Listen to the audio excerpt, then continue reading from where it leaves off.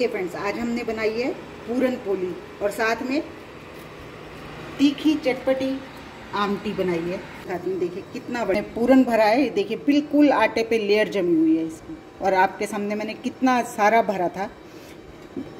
अभी इतना खस्ता करारा और टेस्टी बना है कि मैं आपको बता नहीं सकती। देखिए कितने शानदार हमारी पूरन पोली बनी है। देखिए कितनी शानदार और खाने में लाजवाब। तो चलिए देखते हैं इसको हमने कैसे और किन किन चीज़ों से बनाना शुरू करते हैं। पूरन पोली रेसिपीज़ ऐसी होती है ना जो खाने में बहुत अच्छी लगती हैं और बनाने में लगता है हे भगवान। आज हम वैसी ही रेसिपी बनाएंगे। गणेश चतुर्थी है तो गणेश जी के भोग के लिए पूरन पोली बनाएंगे। उसके लिए मैंने ये 1 कटोरी चना की दाल ली। हेलो फ्रेंड्स, मैं आपकी होस्ट और दोस्त संगीता। मेरे घर की रसोई में आपका स्वागत है। ये मैंने 1 कटोरी चने की दाल को 4 से 5 घंटे पहले भिगो दिया था और देखिए आप दाल अच्छे से फूल गई है। अब हम इस दाल को धो के दाल का पानी निकाल दिया मैंने और अब हम दाल को बनने के लिए रखते हैं। जितनी आपकी दाल है भीगने के बाद उतना इसमें पानी लीजिए। मेरी ये जिसमें भिगोई थी वो 1.25 कटोरी थी तो मैं 1.25 कटोरी पानी लूँगी। मतलब 1.5 से 1.25 गुना पानी आपको लेना है। दाल में मैं डालूँगी हल्दी और थोड़ा सा तेल और इसको कम से कम 3 से 4 सीटी आ जाएं। हमें इतना पकाना है। दाल को हमें बिल्कुल गलाना है। अगर दाल हमारी खड़ी रह गई तो हमारी पूरन पोली ठीक नहीं बनेगी। इसलिए दाल को हमें पूरी तरह से गलाना है। अब मैं इसे फ्लेम पे रख देती हूँ 2 से 3 सीटी आने तक। इतने हमारी दाल उबलती है, इतने हम आगे की तैयारी कर लेते हैं। सबसे पहले हम बनाएंगे एक मसाला, महाराष्ट्रन गरम मसाला। अगर आपके पास बना हुआ है तो कोई दिक्कत ही नहीं और नहीं है तो इस तरह से बनाइए। ये मैंने डाला 1 चम्मच जीरा, 1 चम्मच धनिया साबित, तेज़ पत्ता, काली मिर्च, इलायची, चक्रफूल, लौंग और दालचीनी। अब इन्हें हमें बहुत ज़्यादा तेज़ आंच पे नहीं भूनना, हल्का सा बस इनका मॉइस्चर निकल जाए इतना भूनना है। हम केवल पूरन पोली नहीं बनाएंगे, इसके साथ चटपटी आम की भी बनाएंगे जो कि इसका स्वाद दुगना कर देती है। बिल्कुल हल्की आंच पे भूनिए मसालों को। तेज़ आंच पे भूनने से इनका तेल रिलीज़ होने लगता है और जल जाते हैं। इसलिए हमेशा हल्की आंच पे भूनें मसालों को। इसके बारे में एक कहानी मशहूर है पूरन पोली के लिए। कहते हैं जब छत्रपति शिवाजी का साम्राज्य नहीं था, लड़ाई रोज़ होती थी, तो जब लड़ाई लड़के पुरुष लोग घर पे आते थे तो ये वाला पूरन पोली बना के घर की औरतें उनको खिलाती थी। ये तन और मन दोनों को निर्मल कर देती थी। मतलब मन भी खुश हो जाता था अच्छा खा के और ताकत भी देती थी। धीरे धीरे जब उनका साम्राज्य तैयार बन गया तो लड़ाइयाँ कम होने लगी। तो लोगों ने क्या करा, आपस में झूठ मूठ की लड़ाई करते थे। भाई भाई घर से निकल जाते थे और झूठ मूठ लड़ते थे और फिर आके पूरन पोली बना के खाते थे। धीरे धीरे ये भी ख़त्म हुआ तो लोगों ने अपनी रेसिपी को ख़त्म ना होने देने के लिए घर में हर त्यौहार पे पूरन पोली को बनाना शुरू कर दिया। अब गणेश चतुर्थी है आज, तो गणेश जी के पहले भोग के लिए हम यही पुरानी ट्रेडिशनल रेसिपी बना रहे हैं। इसी से गणेश जी को भोग लगाएंगे। चलिए बातों बातों में मसाला भुन गया। अब इसे ठंडा होने देते हैं। चलिए अब इसके लिए हम एक बनाते हैं तेल पैन में। इसमें डाल रही हूँ मैं 1 प्याज। ये मैंने 1 मीडियम साइज़ का प्याज काटा है। अदरक ऑप्शनल है, आप चाहें तो डालें लेकिन लहसुन ज़रूर डालें। मैं लहसुन नहीं डालती हूँ तो मैं बिना लहसुन के बना रही हूँ। महाराष्ट्र की किसी भी रेसिपी में लहसुन के बिना नहीं बनाते। ये 2 हरी मिर्च और ये धनिए की डंडी। बस हमें इन्हें ट्रांसलूशन सा करना है, कलर नहीं देना, इस बात का ध्यान रखें। इसमें डाल देती हूँ थोड़ा सा नमक जिससे जल्दी भुन जाएगा प्याज। और इसमें डाल रही हूँ मैं नारियल। ये मेरा कच्चे वाला नारियल है, आप चाहें तो सूखा वाला भी डाल सकते हैं। और नारियल को आप पहले अलग से भून लें तब भी डाल सकते हैं और जैसे मैं भून रही हूँ इस तरह भी डाल सकते हैं। मेरी आमटी थोड़ी है तो मैं उसी हिसाब से मसाले डाल रही हूँ। नारियल भी मैंने उसी हिसाब से डाला है, प्याज भी आप अपने हिसाब से लीजिए। प्याज मैंने डाला क्योंकि आमटी पतली होती है और नॉर्थ इंडियंस को थोड़ा गाढ़ा ऐसा तो लगता है ना, रोटी के पराठे के साथ खा रहे हैं तो कुछ लिपटे, इसलिए मैंने प्याज डाला। इससे थोड़ा सा हल्का सा गाढ़ापन आ जाएगा हमारे आमटी में। चलिए अब इनको भी ठंडा होने देते हैं और पीस लेते हैं। तब तक हमारी दाल में भी सीटी आने लगेगी। अभी तो स्टीम ही बन रही है। दाल को हमें बिल्कुल गलाना है, अगर गलेगी नहीं तो हम आगे जब पूरन पोली के लिए तैयार करेंगे तो हार्ड रहेगी और खाने में भी अच्छी नहीं लगेगी, आपका टेस्ट बिगाड़ देगी। इसलिए दाल को अच्छे से गलाएं। किसी के कुकर में 2 सीटी आती हैं, किसी के में 3 आती हैं। कुकर का और फ्लेम का काफ़ी फ़र्क पड़ता है, तो इस बात का आप अपने आप से ही ध्यान रखें। अंदाज़ा हो जाता है घर में बनाते हुए कि हमारी चीज़ कुकर में कितनी सीटी आनी चाहिए हमारी दाल बनने के लिए। ये देखिए मैंने मसाले को ऐसे दरदरा सा पीस लिया। अब इसी में हम अपने ये प्याज और नारियल जो भुना है हमने, इसको डाल के पीस लेंगे। जो मसाला लगा हुआ होगा वो भी सारा इसी में आ जाएगा और हमें मसाला तो डालना इसी में है ही, तो इसलिए मैं इसको इस तरह से पीस रही हूँ। मैंने कहा था ना इसका एक डर्टी सा कलर होता है, देखिए इस तरह का कलर आएगा और हमें ऐसा ही चाहिए। चलिए पूरन पोली के लिए आटा बना लेते हैं। ये मैंने लिया 1 कटोरी मैदा और आधा कटोरी गेहूं का आटा। आप चाहें तो दोनों चीज़ बराबर भी डाल सकते हैं, और वरना तो ये मैदे से ज़्यादा लोच आता है, इसलिए मैदा डाला जाता है। मैं अपनी ज़रूरत के अनुसार ले रही हूँ, आप अपनी ज़रूरत के अनुसार लीजिए जितना आपको बनाना है। इसमें डालेंगे हल्दी, अच्छे से मिला लेंगे। इसमें कोई घी तेल नहीं डालना है, क्योंकि इसे हमने खस्ता नहीं बनाना, सॉफ्ट बनाना है, तो इसलिए इसमें तेल जो हम डालेंगे वो बाद में डालेंगे, पहले हमने नहीं डालेंगे। अब मैं इसका एक सॉफ्ट डो लगा लेती हूँ। रोटी और पराठे जैसे हम बनाते हैं, जैसा डो लगाते हैं उसी तरह का हमें डो लगाना है। सॉफ्ट है ना, अब इसे हम मलेंगे तेल लगा के तो ये और भी सॉफ्ट हो जाएगा। अब इसमें मैं डालूँगी 1 चम्मच तेल और इसको हम अच्छे से मलेंगे। अब हमें इसे इतना मलना है जिससे कि इसमें ग्लूटेन डेवलप हो जाए। कुकर की सीटी भी आ गई। चलिए बंद कर देती हूँ। हमारी दाल तैयार हो गई और मैदे को हमें इतना मलना है कि इसमें ग्लूटेन डेवलप हो जाए। मैंने कितने अच्छे से मल लिया। जब आपको मलते मलते ये महसूस होने लगे ये चिपक रहा है, देखिए जब नीचे चिपकने लग गया तो हमारा ग्लूटेन डेवलप हो गया। ग्लूटेन का मतलब जब हम आटे को खींचते हैं तो देखिए खिंच रहा है ना, बस हमें ऐसा ही चाहिए। और अब इसमें मैं तेल लगा के इसे ढलने के लिए रख देती हूँ। तेल किस लिए लगा रहे हैं कि हमारा आटे पे पपड़ी ना पड़े, इसलिए हम इस पर तेल लगा रहे हैं। चलिए अब आटे को इतने ढलने रखेंगे, इतने हमारी कुकर ठंडा हो रहा है। हम अपनी दाल को तैयार करेंगे। इस पर थोड़ा सा घी तेल और लगा देती हूँ जिससे कि आटा पपड़ाएगा नहीं। ऊपर पपड़ी सी आ जाती है ना आटे को, बिना ढक के रखते हैं या गीला कपड़ा नहीं ढकते, बस वो इसीलिए हमने इस पर तेल लगाया। चलिए हमारी दाल उबल गई, अब इसको हम छान लेते हैं। तो दाल को बिल्कुल गलना चाहिए, देखिए ऐसे गलना चाहिए। अब हम इसमें से अपने पूरन के लिए दाल निकाल लेते हैं और थोड़ी सी दाल ये बचा लेते हैं इसमें, जिससे कि दाल का टेस्ट भी आ जाएगा। इस तरह से इसमें क्रश करके मिला देंगे, इससे हमारी आमटी गाढ़ी भी हो जाएगी और दाल का टेस्ट भी आ जाएगा। और ये जो हमने मसाला बना के रखा ना, ये इसमें मिला देंगे और एक साइड अपनी आमटी को पकने देंगे, एक साइड अपना पूरन तैयार करेंगे। दोनों गैस पे एक साथ काम करेंगे। जो ये जग में लगा है इसमें भी मैं थोड़ा सा पानी डाल के ये भी सब आमटी में ही डाल दूंगी। अब इसको हम पकाते हैं, बीच बीच में स्टर करते रहिए, अपना दूसरा काम भी करते रहिए। चलिए अब अपनी पूरन को पका लेते हैं।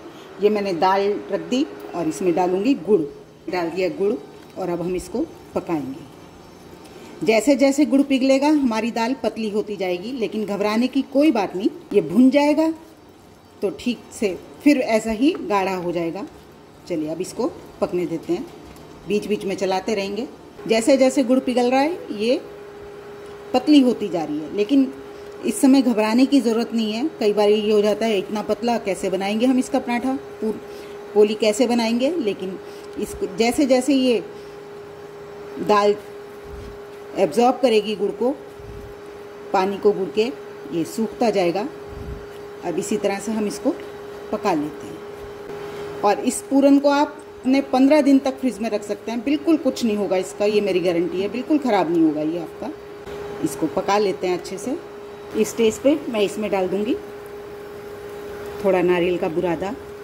ये पूरी तरह ऑप्शनल है, डालें, डालना चाहें डालें, ना चाहें ना डालें। और अच्छे से भुने, इसके लिए डालेंगे थोड़ा सा घी। ये मैंने 1 चम्मच के करीब घी डाला। दाल जैसे कि आपको पता ही है रूखी होती है, तो घी से उसमें थोड़ी सी चिकनाई आएगी, रजाइयत आएगी। मुझे नारियल थोड़ा सा कम लग रहा है, मैं थोड़ा सा और डाल देती हूँ। ये मैंने ऐसे वाले 4 चम्मच डाल दिया लगभग। गोला डालते ही बहुत अच्छी खुशबू आने लगी है और उधर हमारी आमटी भी अच्छे से पक रही है।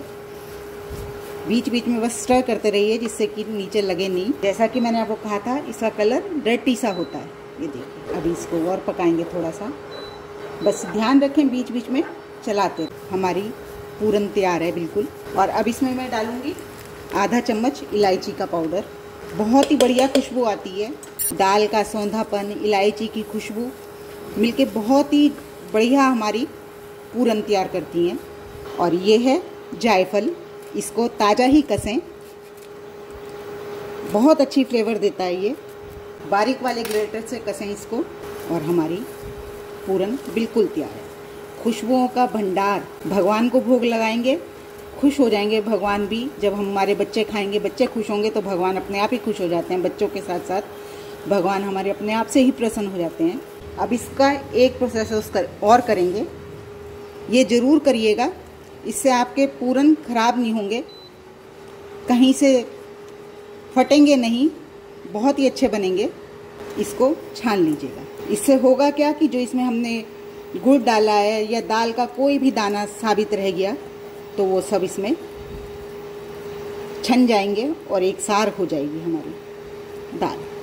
ये प्रोसेस ज़रूर कीजिएगा और गरम गरम में ही। ठंडा होने के बाद आपकी दाल थोड़ी अकड़ जाएगी तो नहीं होगी, इसलिए इसको इसी समय कीजिएगा। इसको मैं छान लेती हूँ, फिर दिखाती हूँ। ये देखो हमारी आमटी कितने अच्छे से पक गई और गाढ़ी भी अच्छी है। आपको पतली चाहिए तो आप पतली रख सकते हैं, लेकिन मैं इसको भी थोड़ा सा और गाढ़ा करूँगी और टेस्ट भी दूँगी अलग से। चलिए अब इसके लिए अब हम एक छोंक बनाएंगे। ये रखा पैन मैंने, इसमें डालूँगी तेल। तेल गरम होगा, मैं इसमें डाल दूँगी ये कड़ी पत्ते। कड़ी पत्ते से पहले मैं थोड़ी सी हल्दी और लाल मिर्च डाल के भूनूंगी। घी में लाल मिर्च भुन जाती है तो बहुत अच्छा कलर देती है। और इसमें डाल दूंगी ये मैं कड़ी पत्ते। आप चाहें साबित लाल मिर्च भी डाल सकते हैं, लेकिन मैं नहीं डालूंगी।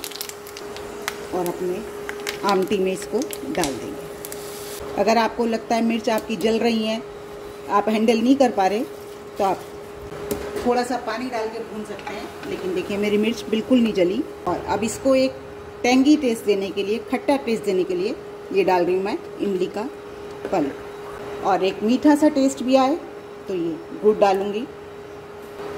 और नमक तो हमने अब तक डाला ही नहीं, तो टेस्ट के अकॉर्डिंग इसमें नमक भी डाल दूँगी। और अपनी आमटी को थोड़ा सा और पका लेते हैं, जिससे कि सब मसालों के फ्लेवर इसमें अच्छे से आ जाएं। टेस्ट कर लीजिए, नमक कम ज़्यादा, मीठा ज़्यादा या खट्टा कम, सब बैलेंस करने के लिए एक बार टेस्ट कर लें। सब बिल्कुल परफेक्ट है, मेरी आमटी तैयार है। और अगर आप इस आमटी को ज़्यादा दिन तक रखना चाहते हैं तो इसमें हरा धनिया डालें मत।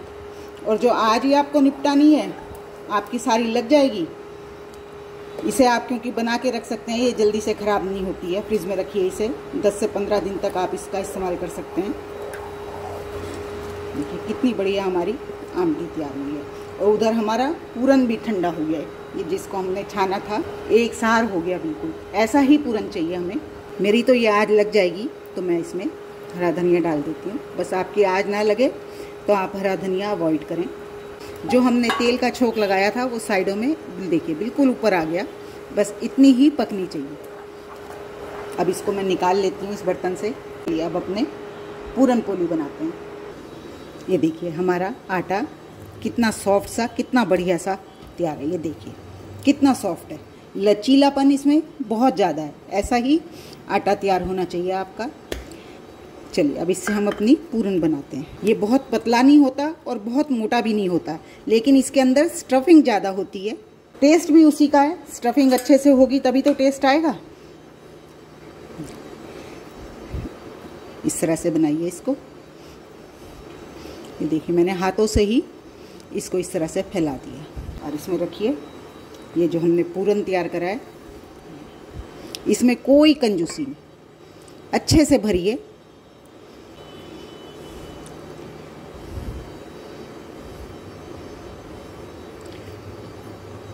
और ये आटा इतना लचीला हो जाता है कि आप इसको बिना चकले पे तो मैं खैर बना रही हूँ, बेलन पे लगाने की भी ज़रूरत नहीं है। देखिए कितनी सॉफ्टली, और मैंने आपके सामने कितनी सारी स्टफिंग भरी है इसमें। आप चाहें तो इसको हल्के हल्के हाथ से बेलन से भी कर सकते हैं, लेकिन मुझे ज़रूरत नहीं महसूस हो रही। मेरा आटा मैदा जो हमने मला है बहुत सॉफ्ट है। चलिए दूसरी साइड मैंने पैन गरम होने रख दिया। हम इस पर अपनी पूरन को सेकेंगे। हल्की फुल्की निकल भी जाती है तो कोई टेंशन लेने की ज़रूरत नहीं है। जितना पतला होगा उतना बढ़िया सिकेगा ये आपका। ये रखा पैन मैंने, वैसे तो नॉन स्टिक ही है ये, लेकिन फिर भी थोड़ा सा घी लगा देते हैं जिससे कि हमारी पूरन पोली चिपके नहीं। और इसको बस प्यार से हैंडल कीजिए और हल्के हल्के हाथों से सेकिए और हल्की आंच पे सेकिए। मैं आपको एक और बना के दिखाती हूँ। देखिए नॉर्मली हम इतना ही पेड़ा लेते हैं, पराठा बनाते हैं तो, और इसको हम हाथों से इस तरह से, और इसमें ये स्टफिंग साथ साथ अपने पराठे पे भी ध्यान रखते हैं। इसको हमें बहुत तेज़ आंच पे नहीं सेकना, धीमी धीमी आंच पे, मध्यम आंच पे सेकना है, जिससे हमारा बढ़िया बने पराठा, अंदर तक सिके। वैसे हमारी स्टफिंग बिल्कुल पकी हुई है, लेकिन फिर भी एक और बना रही हूँ। ये देखिए कई लोग क्या करते हैं, नहीं हैंडल हो पाता तो इसके ऊपर पिन्नी रख लेते हैं, पिन्नी से दबा दबा के बेलते हैं। अगर नहीं बिल रहा आपका तो आप भी ऐसे कर सकते हैं। मेरा तो ये हाथों से ही हैंडल हो रहा है, तो मैं तो इसको हाथों से ही बेल लूँगी। ये देखिए मेरा दूसरा भी बिल के तैयार हो गया। और अब अपने पराठे को भी सेकते रहते हैं साथ साथ, खाली क्यों रहना है, अपना काम साथ साथ निपटाते चलते हैं। आप इस तरह से बनाते हैं क्या पूरन पोली? महाराष्ट्र के लोगों का तो ये खास त्यौहार पे ज़रूर बनता है। और मैंने भी आज गणेश चतुर्थी है तो मैंने भी भगवान के भोग के लिए बनाया, और मैं इसे घी से सेक रही हूँ। आप चाहें तेल से सेक सकते हैं।